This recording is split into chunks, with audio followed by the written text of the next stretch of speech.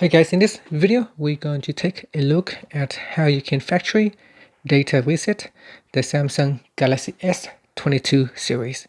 So first, let's go back to the home screen by tapping on the home button at the bottom of the screen. Now at the top here, swipe down to open up the shortcut panel, and in here, tap on the settings icon. Next, you want to go down and tap on General Management. Then you go down to the bottom and tap on Reset. Next, in the Reset screen, tap on Factory Data Reset. And then in here, go down and tap on Reset.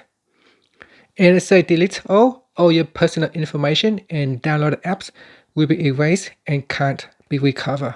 So if you are sure, tap on Delete All button, and now it will reset the device. Now, if you have signed into your Samsung account or Google account, it may ask you to put in the password before you can factory data reset. And that's it.